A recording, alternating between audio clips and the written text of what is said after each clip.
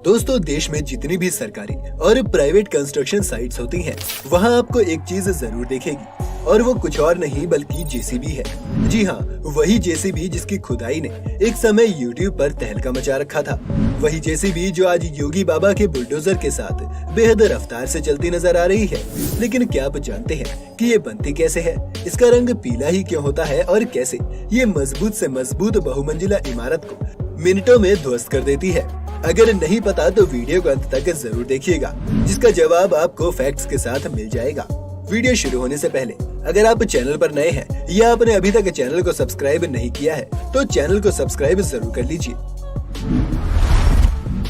JCB का full form Joseph Cyril Bamford है और जोसेफ साइरल बैमफोर्ड एक कंपनी है जिसे शॉर्ट फॉर्म में जेसीबी कहते हैं। एक्सपर्ट्स बताते हैं कि इसे स्टीयरिंग की बजाय लीवर्स के जरिए हैंडल किया जाता है। इसमें एक साइड के लिए स्टीयरिंग लगी होती है, जबकि दूसरी तरफ क्रेन की तरफ लीवर लगे हुए होते हैं। इस मशीन में एक तरफ से जो बड़ा वाला हिस्सा दिखता है उसे लोडर कहा जाता है। इसके जरिए बहुत वजनी सामान या मटेरियल्स भी उठाए जा सकते हैं। दोस्तों, जेसीबी को हर छोटे बड़े कामों के लिए यूज किया जाता है और हम ये भी कह सकते हैं कि इसके बिना दुनिया का कोई भी कंस्ट्रक्शन संभव ही नहीं हो सकता। लेकिन क्या आपको मालूम है कि इस मशीन का असली नाम क्या है? यकीनन काफी सारे लोगों को इसका नाम मालूम नहीं होगा।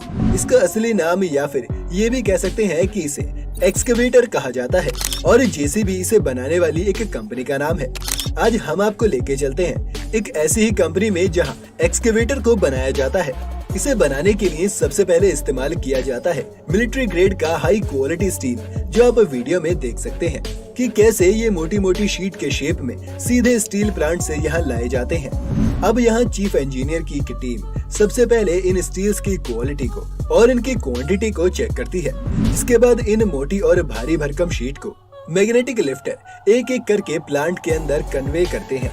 अब आप वीडियो में देख सकते हैं कि कैसे सारी शीट्स एक एक करके अंदर पहुंच गई हैं, जिनसे अब एक्सकेवेटर की बॉडी में लगने वाले पार्ट्स को बनाया जाएगा।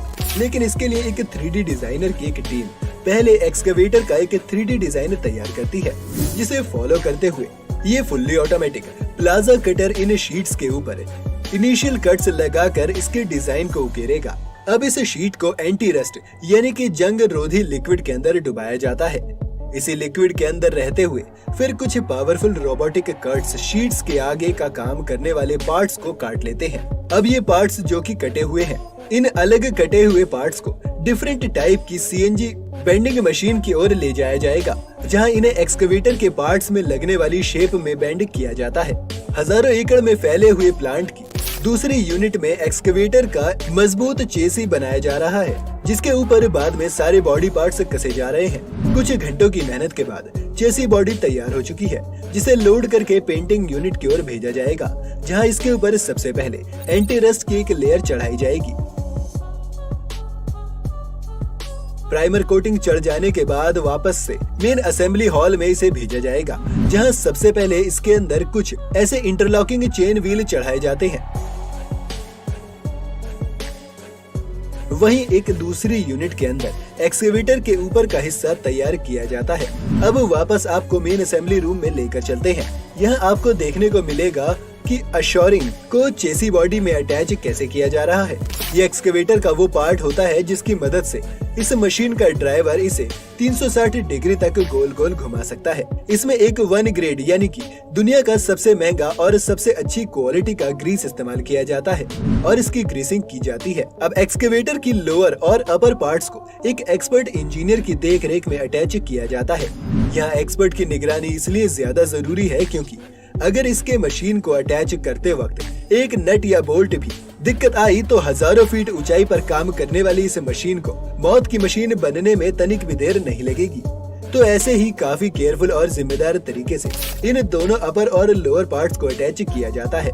वहीं दूसरी तरफ पेंटिंग हॉल में पेंटर्स और कुछ वर्कर्स रोबोटिक आर्म्स से पार्ट्स को जाने पहचाने पीले कलर से पेंट करते हैं।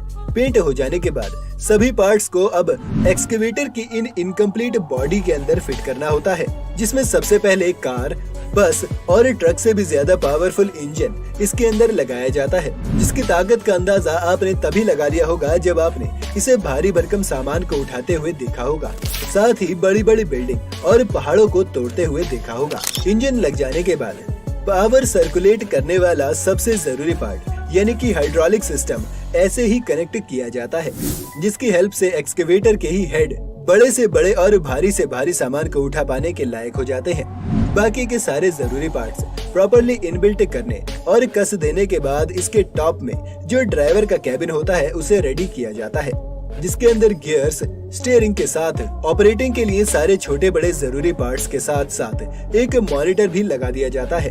अब इसके बाद एक्सकेवेटर के सबसे जरूरी पार्ट्स को लगाया जाता है। इन्हें वही एक्सपर्ट प्रोफेशनल की टीम कड़ी निगरानी में रखकर मजदूरों से अटैच करवाती है। एक्सकेवेटर लगभग तैयार हो चुका है। अब लास्ट प्रोसेस में इन तैयार एक्सकेवेटर्स के ऊपर कंपनी का ब्रांड लेबल लगाया जाता है। सब कुछ तैयार हो जाने के बाद इन सभी मशीनों को टेस्टिंग ग्राउंड में भेजा जाएगा। वहां पहुंचने के बाद इन सभी एक्सकेवेटर की टेस्टिंग की जाएगी, जहां इन सभी मशीनों से नागिन डांस कराया जाता है। अब इस तरह से नचा कूद करके वर्किंग टेस्ट किया जाता है। इन सभी चीजों को करने के बाद, टेस्टिंग करने के बाद आखिरकार आपको एक जेसीबी यानी कि एक एक्सकेवेटर तैयार माना जाता है। दोस्तों, ये तो बात हो गई एक्सकेवेटर बनाए कैसे जाते हैं, लेकिन क्या आपको ये मालूम है कि दुनिया का पहला एक्सकेवेटर कब बना था, कहाँ बना था और उसे किसने बनाया था? दोस्तों, इस भारी भरकम मशीन में दूसरी तरफ एक साइड बैकेट लगा होता है। ये बैकों से जुड़ा होता है। इसके जरिए ही बैकेट को उठाया जाता है। इसे एक तरह का ट्रैक्टर भी कहा जा सकता है। इसे 3 हिस्सों में बांटा जाए तो ट्रैक्टर, लोडर और बैको का ये मेल है। इसे सबसे पहले 18वीं शताब्दी के अंत में बनाया गया था। आपको बता दें कि आज के समय में इंडिया के अंदर सिर्फ 5 से 7 ऐसी कंपनी है जिन्हें इसे बनाने का लाइसेंस मिला हुआ है। आपको पता है इसका रंग पीला ही क्यों होता है? जेसीबी या क्रेन या फिर कंस्ट्रक्शन साइट पर इस्तेमाल होने वाली इन मशीनों के पीला होने का कारण विजिबिलिटी है।